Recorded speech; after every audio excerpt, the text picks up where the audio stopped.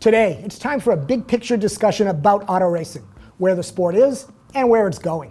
Stay tuned to hear how we think there are three types of auto racing that are fighting for control, in that the sport is veering off in three separate directions, not all of them related, and maybe it's a situation not all that good to grow this thing we love. Stay tuned, and I'll tell you what those three are. And we'll discuss all of this in the context of the auto manufacturers, how they control the direction of racing, whether they realize it or not, and maybe who's doing it right, and maybe not so much. And how racing affects so much more in our car world, because I suggest that the type of racing that's supported by an auto manufacturer influences the type of cars they build. The street cars we love, or the ones we don't. Now, as we head into the start of 2014 racing, sports car racing started at the Daytona 24 in the US, and with a great 12-hour GT3 race at the Mount Panorama track, that fantastic track in Australia. WRC has been to Monte Carlo and Sweden. F1 is testing its new technologies. Drag racing started in California. NASCAR is coming soon, as is Le Mans racing, drifting, time attack, etc., etc., etc., all across the globe. Now may be a good time to have this talk. No, this show won't be boring, and yes, it will challenge you to share your thoughts. And of course, it all matters because it's all about what we care about, cars, right?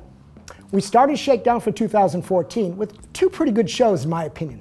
First, a few interviews to get to the roots of the new Tudor United Sports Car Championship, and then a chat with Alan McNish previewing the new F1 technology, the Formula One tech, teams, drivers, and how the cars will drive.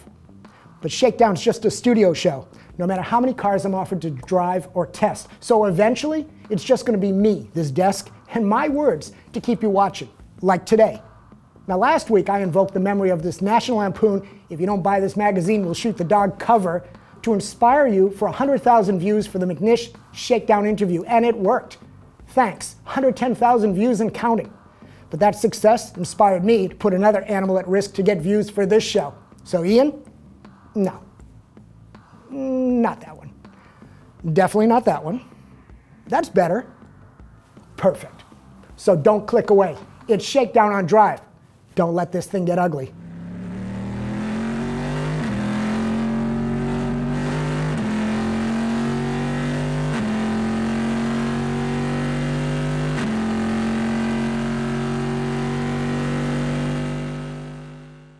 Auto racing as we know it is changing, maybe more so than ever before, and that's the type of internet pandering statement that I hate. But we are at a game-changing moment in auto racing, thanks to all this green technology and the expensive costs of racing.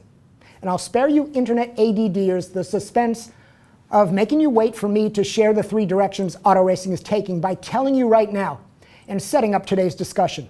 Direction number one, high-tech racing, as evidenced by the World Endurance Championship cars and their hyper-sophisticated, hyperdrive, hybrid energy recapture technologies and the rules that define, 4 or 5 categories of fuel efficiency engineering.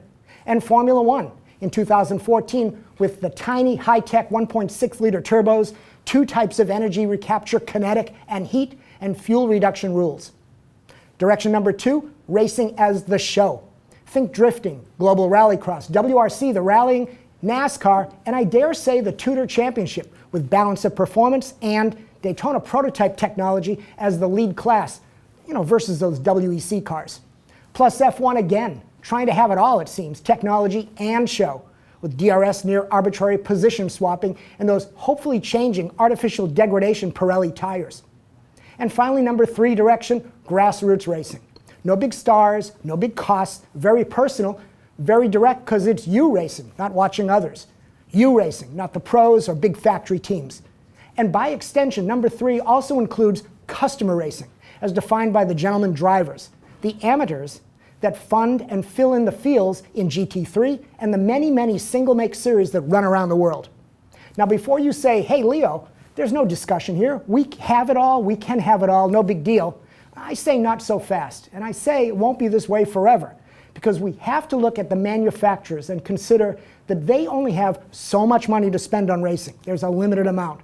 So where they race determines if all three can exist. Where they race determines the image of racing to the real world. And where they race says a lot about how they think about racing, about you, the enthusiast, and about the cars they make. So let's rip through the big factory players and profile where they race across the three categories.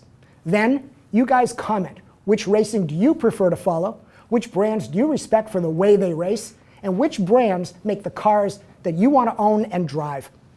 Starting with Volkswagen Group, which I hope you realize are the brands VW, Audi, Porsche, Lamborghini, Bentley, Seat, Skoda, and Ducati. And to simplify, VW Group embraces direction number one, tech racing, with Audi and Porsche in Le Mans prototype racing as their lead programs. And all the rest, including Audi and Porsche, embracing number three, grassroots customer racing. Now, I'm not ignoring Audi and DTM or Volkswagen and WRC. They feel like show, but I stand by the position that the majority of Volkswagen Group racing is technology and grassroots customer stuff. And for the most part, you see this mindset reflected in their road cars, technology and serious performance. Now, Ford, by contrast, seems to embrace the show, category number two. They're big in NASCAR because it's mass marketing, V8 supercars in Australia, global rallycross because Ken Block needs a home. Okay, too simplistic, too smart-ass an answer, but global rallycross is a big piece of Ford racing. And note, they pulled their factory support from WRC. Ford does drag racing, but they're leaving the pro categories, staying in the grassroots side with their Mustang Cobra Jets, and more Mustangs in the Continental Challenge racing, more customer and grassroots style racing. EcoBoost is their tech story, and they brand a ton of their race cars that way, including the Tudor Daytona prototypes with their V6 turbos. But those aren't WEC P1 technology machines, are they? So Ford embraces the show and grassroots, and guess what? Feels like to me that defines their enthusiast road cars too. Now, staying American, another big racing brand is General Motors, specifically with Chevrolet, but a few of their other brands race too. And I say it's show for these guys too, despite the new Corvette C7 and C7R race car. Chevy and NASCAR in the US, Holden in Aussie V8s, Daytona prototype Corvettes, the factory Cadillacs in Pirelli World Challenge, beating up on the gentleman driver teams, making their effort seem more like a show versus a race. And maybe there'll be a Chevy Sonic in Global Rallycross, more show. An IndyCar, which frankly I'm not sure what to make of that series and its racing. Is it tech or show or what? And the Chevy road cars, well, you tell me what they represent. Now, we could and should do the same analysis and discussion with some of the other racing brands, BMW, Ferrari, Renault, Honda, Aston Martin, Nissan, and the others, including McLaren. They've got a couple of statement-making road cars and race cars. Consider all these other brands when you answer the questions at the end of this show. But I want to end today with the last major manufacturer, the brand that can and will definitely influence racing. It's Toyota. Where they sit across the three categories of racing, I suggest is in flux, just as their renewed commitment to building enthusiast road cars seems to be in transition too. Now, right now we know Toyota in the US embraces the show with their NASCAR and drag racing.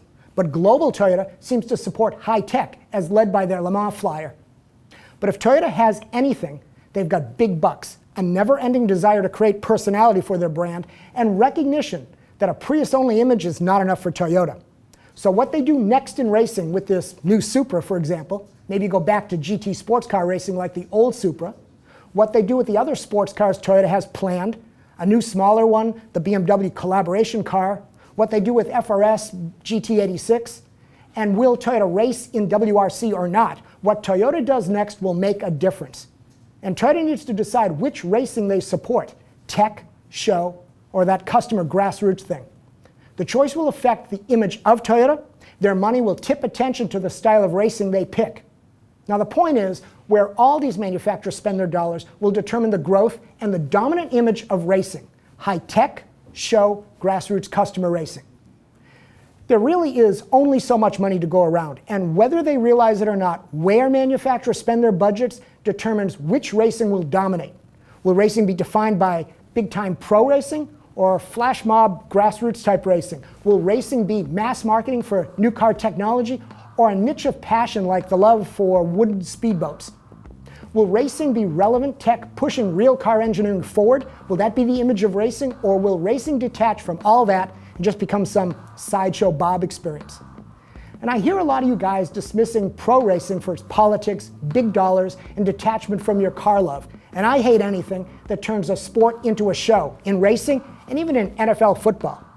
And Grassroots is active engagement versus passive inaction. And how would a brand not want that? As to the point of having it all, doing all three, I fear it sounds good in theory, but in practice, we'll just be racing a platypus. But if any series or any manufacturer can pull off the trifecta, well, they'll win. So here come the questions to you.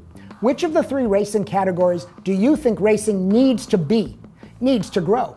Which auto manufacturer do you respect as to how they go racing? And which brands make the road cars that get your lust, the ones you want to own and drive? You know, there is a connection, if you follow the logic of today's show, between racing and the road cars. So comment away for the good of racing, for the great road cars for the future, and for that baby seal's life. Thanks for watching.